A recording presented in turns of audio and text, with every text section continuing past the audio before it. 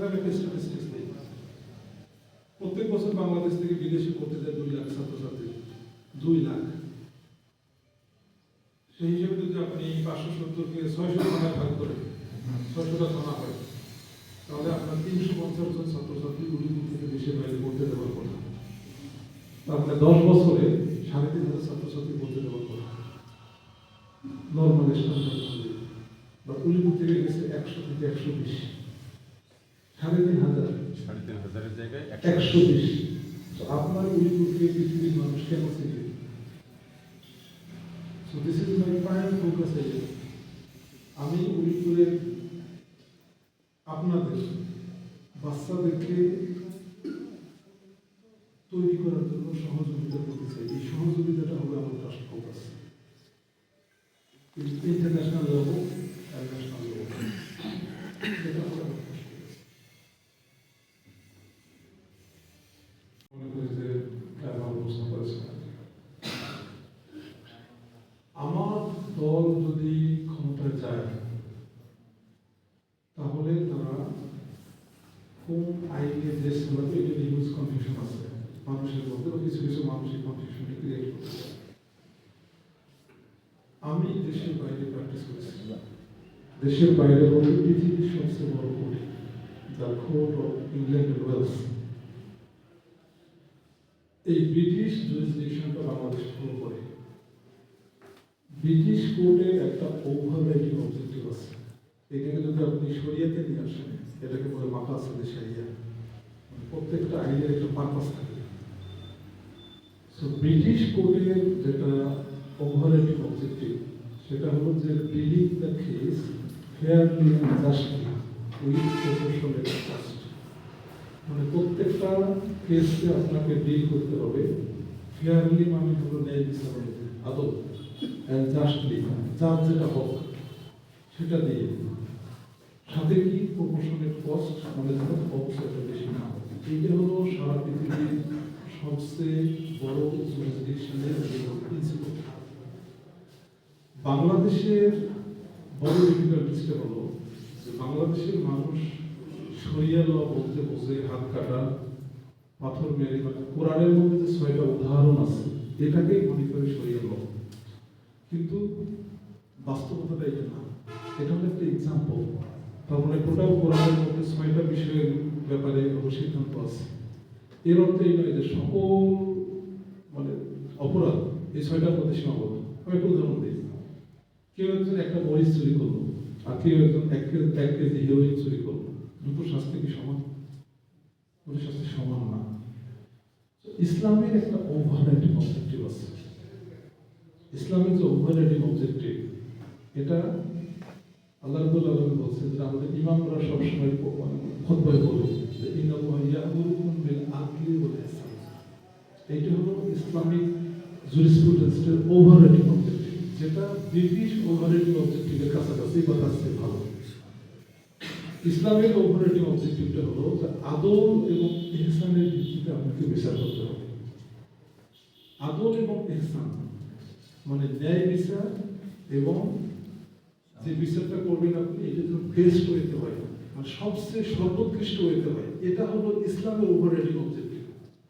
তো জামাত ইসলাম যদি ক্ষমতা যায়, জামাত ইসলাম এইটা করবে, আদল এবং ইহসানের ভিত্তিতে বিচার কার্যক্রম পরিচালনা করবে। এখন প্রশ্ন হলো, তাহলে এটা কি নতুন করে আইন করে করতে হবে, নাকি বর্তমান প্রচলিত যে আইন আছে তার মধ্যে হবে? আমরা একটা রিসার্চ করেছি এটার উপর। এটার একটা রিসার্চ করে দেখেছি বাংলাদেশের যে সকল এক্সিস্টিং আইন আছে, এই আইনকে যদি আমরা এই ওভাররাইডিং অবজেক্টিভের উপর যদি আমরা ফ্রেম করি, আমরা যদি উইটনেসের ক্রেডিবিলিটির একটা স্ট্যান্ডার্ড ঠিক করি, আমরা যদি প্রত্যেকটা স্টেপে যদি প্রসিডিউরাল ফেয়ারনেসের যদি সিস্টেমটা ডেভেলপ করি, তাহলে 0.5% কিছু ফ্যামিলি আইন আছে। তাছাড়া এটাই আমরা যেটা বলতে চাই, বর্তমান প্রচলিত আইন দিয়ে ন্যায় বিচার কায়েম করা সম্ভব। আমার যদি ক্ষমতায় আসে, একদম হঠাৎ করে সব চেঞ্জ করে দেবে না।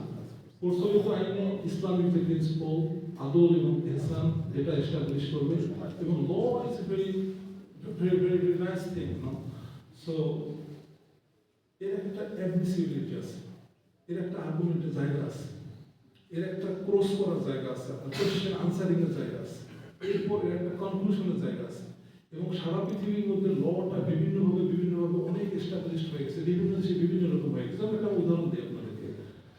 বাংলাদেশে যদি কেউ একজন হত্যা করে কাউকে, তাহলে তার বিচারটা করে জাজ, তাই না? আপনি জাজের সামনে আপনি কেসটা ওপেন করবেন, আর্গুমেন্ট করবেন, জাজ ঘোষণা দেবে যে তার মৃত্যুদণ্ড হবে না কি হবে। কিন্তু ব্রিটিশ ল কিন্তু এটা না। ব্রিটিশ ল করে কি, বাংলাদেশের 8 কোটি মানুষ আছে বা 18 কোটি মানুষ আছে, তারা র্যান্ডমলি সিটি পাঠায় এই 18 কোটি মানুষ থেকে 13 জন মানুষকে সিলেক্ট করবে। এই 13 জন মানুষ হবে জুরি, অবজার্ভ করবে। সো জাজ সে বিচার করবে না, জাজ এই 13 জনকে বলবে যে তোমরা শোনো। সো তাদের সামনে কেস আর্গুমেন্ট হবে, সাক্ষী হবে, সবকিছু হয়ে যাবে। এখানে যদি কোনো প্রসিডিউরাল ইস্যু থাকে তাহলে জাজ তাদেরকে শেখায় দিবে যে এই মামলার ট্রায়ালটা যখন শেষ হবে তখন জাজ তাদেরকে জিজ্ঞাসা করবে যে তোমরা যে 11 জন আসছো বা 13 জন আসছো, এর মধ্যে কতজন মনে করে যে এই লোকটা এই হত্যাকাণ্ডের সাথে জড়িত।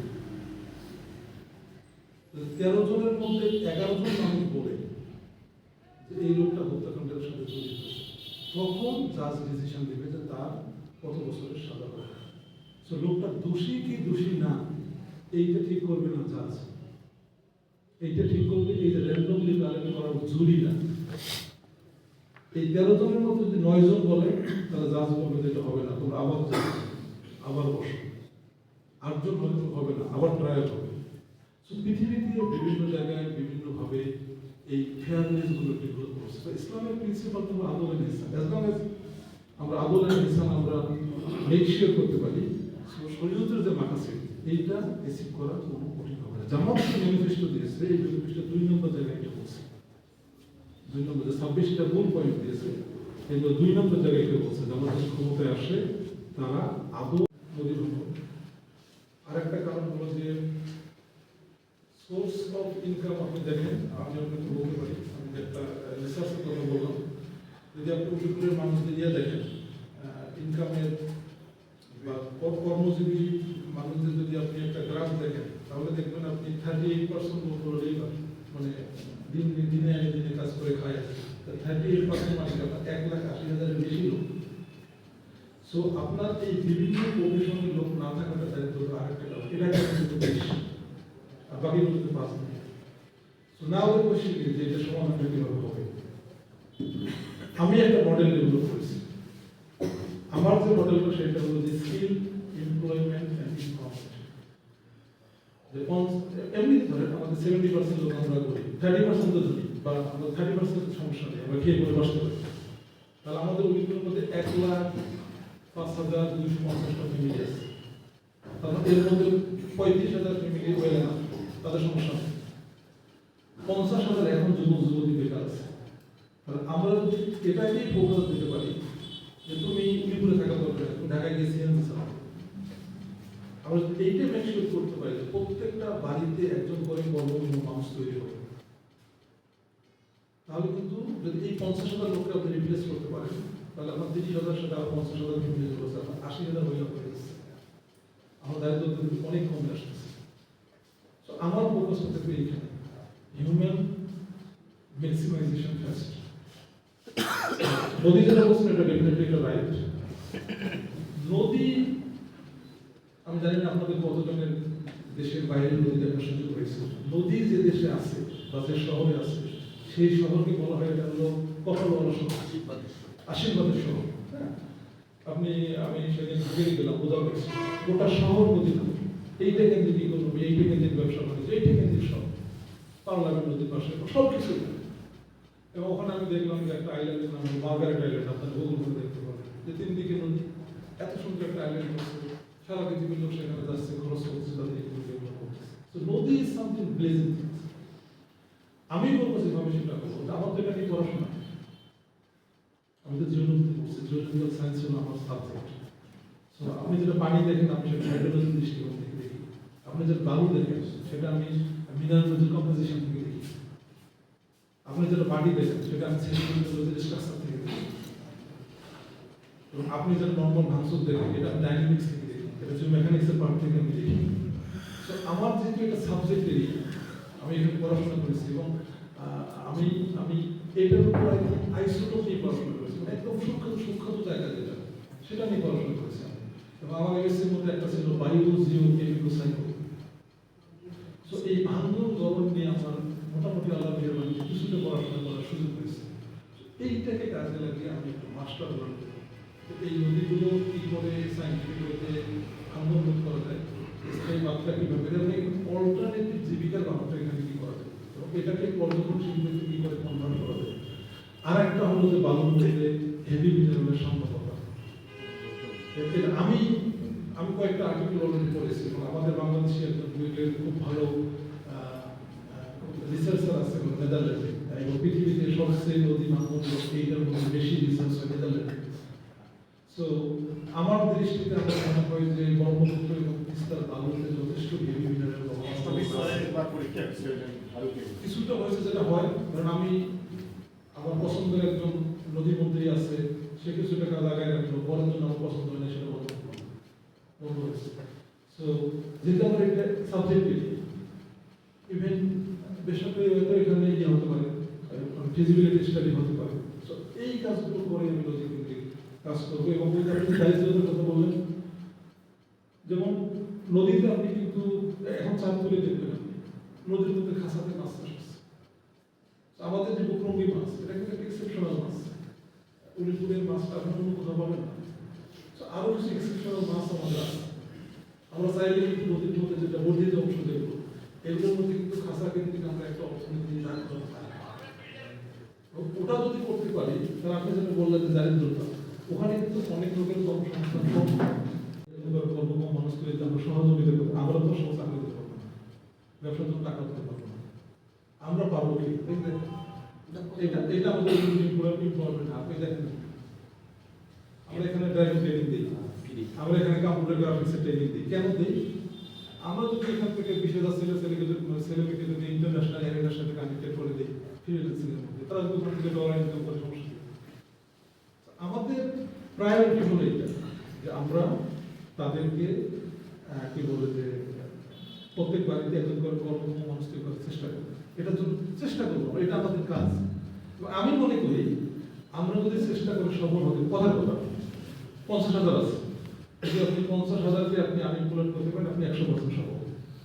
ঠিক আছে, 5,000 করলে তো 10% সফল, তাই না? 2,000 করলে তো 5% সফল। So let's try to the আমি প্রশ্নটা করতে চাইছি আমি কি বলবো যে আমি আপনি একসাথে ফ্যানকে অ্যাকশন করার সুযোগ করবো। আর যদি সাদাবাজি করে আমার দল ডেফিনেটলি দলীয় সিদ্ধান্ত নেবে। সো বোথ ওয়ে এটাকে আমরা কি বলে যে রিডিউস করার চেষ্টা করবো ইনশাআল্লাহ। সেক্ষেত্রে যদি কেউ এটা প্রতিবাদ করে, তার উপরে আবার প্রতি হামলা হবে না তো, যেরকম আমরা দেখে আসি। মনে করেন সাংবাদিক সেবাটা ইউজ করলাম, আপনার চাঁদাবাজি এটা ইউজ করলেন, সেক্ষেত্রে দেখা গেল যে আমাদেরকে অ্যাসাল্ট হতে হবে, এই ধরনের কোনো ঘটনা ঘটার সম্ভাবনা আছে কিনা? না, আমি মনে করি না এই প্রশ্নটা, আপনাদের প্রশ্ন করার রাইট আছে, ওই লাইনে আমরা যাচ্ছি না এই কারণে কেন, আপনি তো সাংবাদিক হিসেবে আপনার প্রফেশনাল ডিউটি, যদি কেউ চাঁদাবাজি করে আপনি সেটা তুলে ধরে নিয়ে আসবেন, সেটা তো আপনার প্রফেশনাল ডিউটি। এটা আমার ডিউটি, কিন্তু যেটা আমরা আশঙ্কা করতেছি এটা তো আমরা দেখে আসি। অতীতে হয়েছে আমি নিশ্চয়ই এইটা এসে পরিবর্তন করতে পারবেন। আচ্ছা, পারবেন একটা জিনিস, আপনি আমাকে জিজ্ঞেস করার চেষ্টা করতে পারবো কিনা, আমার সর্বস্ব দিয়ে করতে পারবো কিনা। পারবেন, you are telling me something absolute things, and nothing in this world is absolute. You need to consider the relative things. I will try my level best. এটা আপনাকে আমি কমিটমেন্ট করতে পারি। আমি তো ছোট্ট আপনার ফ্যাক্টরি আজকে আমি একটা ফ্যাক্টরি ভিজিট করেছি, এই তেতুলতলা একটা ফ্যাক্টরি হয়েছে, আমি চিন্তা করে দেখেন কারুপনে একটা ফ্যাক্টরি, সেখানে আমাদের কতগুলো মাহবুব কাজ করতেছে, এবং ফ্যাক্টরিটা ওনারা যেটা বললো এটা লাভজনক প্রতিষ্ঠান, এখন বসে আছে, লাভে আছে। এই ধরনের প্রতিষ্ঠান যদি আমাদের রুলপুরে 10টা 15টা 20টা হয়, অটোমেটিক কতগুলো পরিবার স্বাবলম্বী হবে। এর বাইরেও কিন্তু এখানে আরো কৃষি কেন্দ্রিক কিছু ছোট ছোট ফ্যাক্টরি ডেভেলপ করা সম্ভব। যেমন বাংলাদেশে মনে করেন এখন ফ্রেঞ্চ ফ্রাই, আলুর যে ফ্রাই, এটা খুব পপুলার হচ্ছে, যথেষ্ট আলু উৎপন্ন হয় আমাদের, নষ্ট হয়ে যায়। নষ্ট হয়ে যায়। এবং আপনি দেখবেন যে যখন ফুলকপির আমাদের যখন আবাদ হয় তখন ফুলকপির দাম 50 পয়সা থেকে 10 টাকা 5 টাকার মধ্যে শেষ। এবং অনেকে পত্রিকায় দেখি আপনারা নিউজ করেন যে এটা গরু বিকজ কেনার মানুষ নাই। তো আপনি যদি একটা স্টোরের মেকানিজম করতে পারেন, আপনি দেখবেন যদি আপনি এখন স্টোর করে রাখলেন 3 মাস পর আপনি ইউজ করবেন। এরপর বিপণনের জন্য আপনি ইভেন্ট মনে করেন যে আপনি একটা ইন্ডাস্ট্রি ক্রিয়েট করতে পারেন যে জিনিসটা এখানকার আপনি বিক্রি করবেন ঢাকায় অন্য কোনো বড় শহরে। সো আমার প্রচেষ্টা থাকবে definitely যে এই খাদ্যকেন্দ্রিক কিছু ইন্ডাস্ট্রি ডেভেলপ করা। আর একটা জিনিস উদয়পুরের মধ্যে আছে যেটা আপনার আগে থেকে দেখবেন যে আমাদের একসময় এখানে তাঁত শিল্প ছিল, সুতি শিল্প ছিল। হ্যাঁ, তো আমরা দেখতাম যে গ্রামের মধ্যে একটা ফ্যামিলি হাত দিয়ে মোটামুটি সুতি তৈরি করত। এই ধরনের ছোট ছোট যেগুলো জিনিসগুলো আছে, যেগুলো ছিল, এগুলোকে যদি আপনি কিছু ফান্ড করতে পারেন, কিছু ইনিশিয়েটিভ নিতে পারেন, সুদমুক্ত লোনের ব্যবস্থা করতে পারেন, এগুলো কিন্তু কিছু কিছু ছোট ছোট শিল্প প্রতিষ্ঠান কিন্তু গড়ে উঠবে। সো সেই প্রচেষ্টা আমার থাকবে। তিস্তা মহাপরিকল্পনা বিষয়ে আপনাদের দল বা আপনারা কিভাবে ভাবেন?